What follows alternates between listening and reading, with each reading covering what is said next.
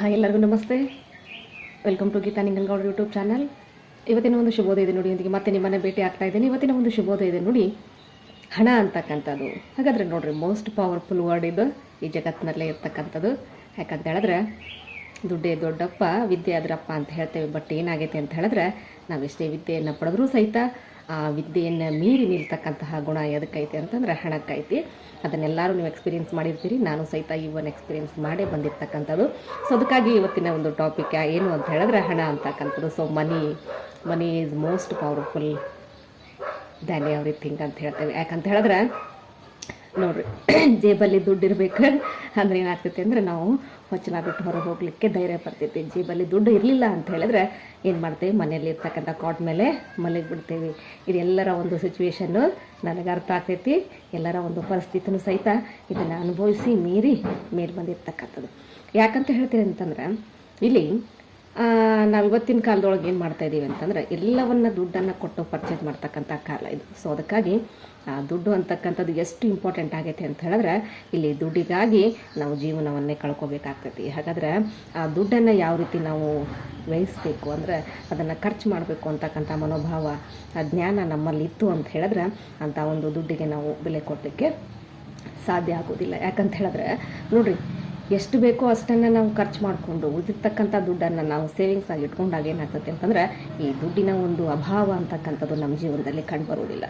ಅದೇ ದುಡ್ಡನ್ನು ನಾವು ಮನಸ್ಸೋ ಇಚ್ಛೆ ಅದನ್ನು ಖರ್ಚು ಮಾಡಿ, ದುಡಿಮೆನೇ ಇಲ್ಲದೇ ಅದನ್ನು ಖರ್ಚು ಮಾಡಿ ನಮ್ಮ ಹತ್ರ ಎಲ್ಲ ಖಾಲಿ ಮಾಡ್ಕೊಂಡು ಬೇರೆಯವ್ರ ಹತ್ರ ನಾವು ದುಡ್ಡಿಗಾಗಿ ಪರದಾಡಿದಾಗ ಆ ಒಂದು ಪರಿಸ್ಥಿತಿ ಏನಾಗ್ತದೆ ಅಂದರೆ ಬಹಳ ಘನಘೋರ ಆಗ್ತಕ್ಕಂಥದ್ದು. ಸೊ ಅದಕ್ಕಾಗಿ ನಾನು ಯಾಕೆ ಹೇಳ್ತಾ ಇದ್ದೀನಿ ಅಂತ ಹೇಳಿದ್ರೆ, money is very important to everyone ಅಂತ ಹೇಳ್ತೀನಿ. ಯಾಕಂದರೆ ದುಡ್ಡು ಅಂತಕ್ಕಂಥದ್ದು ಎಲ್ಲರಿಗೂ ಮುಖ್ಯವಾಗಿ ಬೇಕಾಗಿರ್ತಕ್ಕಂಥದ್ದು. ಯಾಕಂತ ಹೇಳಿದ್ರೆ, we can't do something without money. ದುಡ್ಡು ಇಲ್ದಂಗೆ ನಾವೇನು ಮಾಡ್ಲಿಕ್ಕೆ ಬರೋದಿಲ್ಲ.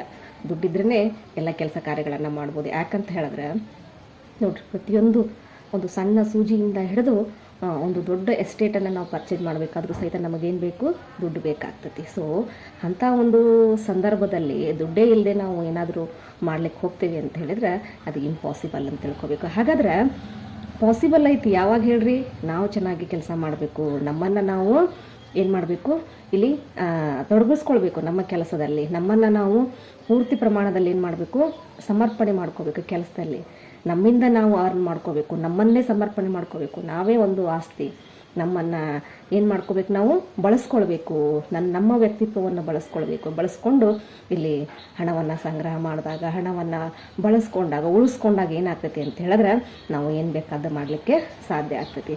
ಹಾಗಾದ್ರೆ ದುಡ್ಡು ಅಂತಕ್ಕಂಥದ್ದು ಎಷ್ಟು ಇಂಪಾರ್ಟೆಂಟು ಅಂತಂದ್ರೆ, ಒಬ್ಬ ಮನುಷ್ಯನಿಗೆ ಹಣ ಅಂತಕ್ಕಂಥದ್ದು ಪ್ರತಿಯೊಂದು ಕೆಲಸ ಕಾರ್ಯಗಳನ್ನು ಮಾಡಲಿಕ್ಕೆ ಉತ್ತೇಜನವನ್ನು ಕೊಡ್ತಕ್ಕಂಥದ್ದು ಹಣ. ಸೊ ನೋಡ್ರಿ, ಇರ್ತಕ್ಕಂಥ ಹಣ ಅಂದ್ರೆ ಇಲ್ಲಿ ಯಾರೋ ದುಡ್ದಿಟ್ಟಿರ್ತಕ್ಕಂಥ ಆಸ್ತಿಯಿಂದ ಬಂದಿರತಕ್ಕಂಥ ಅಂದ್ರೆ ನಾವೇನಂತ ಕರಿತೀವಿ, ಅದಕ್ಕೆ ಪ್ರಾಪರ್ಟೀಸ್ ಅಂತ ಕರಿತೀವಿ. ಅಂದರೆ ಇಲ್ಲಿ ತಂದೆ ಆಸ್ತಿ ಆಗಿರ್ಬೋದು, ತಾಯಿ ಆಸ್ತಿ ಆಗಿರ್ಬೋದು, ಇಂಥ ಒಂದು ಆಸ್ತಿಗಳಿಂದ ನಮ್ಮ ಹಣವನ್ನು ನಾವು ಸಿಕ್ಕಾಪಟ್ಟಿ ವ್ಯಯಿಸಿ ಖರ್ಚನ್ನು ಮಾಡಿ ಅದರ ಬೆಲೆನೇ ಗೊತ್ತಿಲ್ಲದೆ ನಾವು ಹಾಳು ಮಾಡ್ಕೊಂಡಾಗ ಅದರ ಹೊರೆಯನ್ನು ಯಾರು ಹೊರಲಿಕ್ಕೆ ಸಾಧ್ಯ ಆಗೋದಿಲ್ಲ, ಸ್ವತಃ ನಾವೇ ಹೊರಬೇಕಾಗ್ತೈತಿ. ಹಾಗಾದ್ರೆ ನಾವು ದುಡ್ಡಿರ್ತಕ್ಕಂಥ ದುಡ್ಡನ್ನು ನಾವು ಒಮ್ಮೆ ಖರ್ಚು ಮಾಡಲಿಕ್ಕೆ ಹೋದಾಗ ಏನು ಅನಿಸ್ತೈತಿ ಅಂತ ಹೇಳಿದ್ರೆ, ಅದರ ಒಂದು ಪರಿಣಾಮ, ಅದರ ಒಂದು ಎಫೆಕ್ಟ್, ಅದರ ಒಂದು ವ್ಯಾಲ್ಯೂಯೇಬಲ್ ಏನಾಗ್ತೈತಿ ಅಂದ್ರೆ ನಮಗೆ ಗೊತ್ತಾಗ್ತೈತಿ. ಸೊ ಅದಕ್ಕಾಗಿ ಆ ದುಡ್ಡು ಅಂತಕ್ಕಂಥದ್ದು ಯಾಕೆ ಮನುಷ್ಯನಿಗೆ ಇಂಪಾರ್ಟೆಂಟ್ ಆಗ್ತೈತಿ ಅಂತ ಹೇಳಿದ್ರೆ, ಪ್ರತಿಯೊಂದು ಕೆಲಸ ಕಾರ್ಯಗಳನ್ನು ಸಹಿತ ಆ ಒಂದು ದುಡ್ಡಿನ ಮೇಲೆ ನಿಂತಿರ್ತಕ್ಕಂಥದ್ದು. ಅದಕ್ಕಾಗಿ ಆ ದುಡ್ಡು ಅಂತಕ್ಕಂಥದ್ದು ಮನುಷ್ಯನಿಗೆ ಅತ್ಯವಶ್ಯಕವಾಗಿ ಬೇಕು.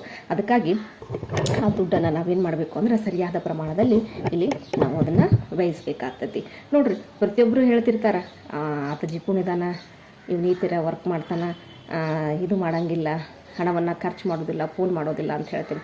ನೋಡ್ರಿ, ಯಾರು ಹಣವನ್ನು ಖರ್ಚು ಮಾಡೋದಿಲ್ಲ, ಯಾರು ಹಣವನ್ನು ಪೋಲ್ ಮಾಡೋದಿಲ್ಲ, ಅದಕ್ಕೊಂದು ಅರ್ಥ ಇರ್ತೈತಿ. ಯಾಕಂತ ಹೇಳಿದ್ರೆ, ಒಮ್ಮೆ ಬಳಸಿರ್ತಕ್ಕಂಥ ಹಣ ಅಂದ್ರೆ ನಮ್ಮ ಖರ್ಚಿಗೆ ಮೀರಿ ಅತಿಯಾಗಿ ಬಳಸಿರ್ತಕ್ಕಂಥ ಹಣ ವಾಪಸ್ ನಮ್ಗೆ ಅದೇ ರೀತಿಯಲ್ಲಿ ಬರೋಕ್ಕೆ ಸಾಧ್ಯನೇ ಇಲ್ಲ. ಯಾಕಂತ ಹೇಳಿದ್ರೆ ಹಣವನ್ನು ಖರ್ಚು ಮಾಡಲಿಕ್ಕೆ ಪಟ್ಟಿರ್ತಕ್ಕಂಥ ಕಷ್ಟ ಆ ವ್ಯಕ್ತಿಗೆ ಮಾತ್ರ ಗೊತ್ತಿರ್ತೈತಿ. ಅಂದಾಗ ಏನಾಗ್ತೈತಿ ಅಂತ ಹೇಳಿದ್ರೆ, ಆ ವ್ಯಕ್ತಿ ಜಿಪುಡ್ತನವನ್ನು ಮಾಡಲಿಕ್ಕೆ ಹಿಂದೇಟು ಹಾಕಲಿಕ್ಕೆ ಆಗೋದೇ ಇಲ್ಲ, ಅವ್ನು ಮಾಡಲೇಬೇಕಾಗ್ತೈತಿ. ಸೊ ಅದಕ್ಕಾಗಿ ನೋಡ್ರಿ, ಯಥಾಸ್ಥಿತಿಯಾಗಿ ಯಥೇಚ್ಛವಾಗಿ ಮನಸ್ಸು ಬಂದಂಗೆ ನಾವೇನು ದುಡ್ಡನ್ನು ಖರ್ಚು ಮಾಡ್ತೇವಲ್ಲ, ಆ ಖರ್ಚು ಮಾಡ್ತಕ್ಕಂಥ ಸಂದರ್ಭದಲ್ಲಿ ಒಮ್ಮೆ ಯೋಚನೆ ಮಾಡಬೇಕು. ಏನು ಅಂತ ಹೇಳಿದ್ರೆ, ಈ ಒಂದು ಖರ್ಚು ಮಾಡಿರ್ತಕ್ಕಂಥ ಒಂದು ಖರ್ಚು ಮಾಡ್ತಕ್ಕಂಥ ಸಮಯ ನನಗೆ ಉಪಯೋಗ ಆಯಿತಾ ಅಥವಾ ಬೇರೆಯವ್ರಿಗೆ ಉಪಯೋಗ ಆಯಿತಾ ಅಂತಕ್ಕಂಥದ್ದನ್ನು ನಾವು ತಿಳಿದುಕೊಂಡು ಏನು ಮಾಡಬೇಕು, ಅಲ್ಲಿ ದುಡ್ಡನ್ನು ನಾವು ಇಲ್ಲಿ ಕಳಿಬೇಕಾಗ್ತದೆ. ಸೊ ಅದಕ್ಕಾಗಿ ಪ್ರತಿಯೊಬ್ಬರು ಸಹಿತ ನಿಮ್ಮ ಮಕ್ಕಳಿಗೂ ಸಹಿತ ನಿಮ್ಮ ಮನೆಯವ್ರಿಗೂ ಸಹಿತ ಈ ಒಂದು ಸೇವಿಂಗ್ಸ್ ಅಂತಕ್ಕಂಥ ಒಂದು ಭಾವವನ್ನು ಬೆಳೆಸ್ಕೊಳ್ಳಿಕ್ಕೆ ಹೇಳ್ರಿ.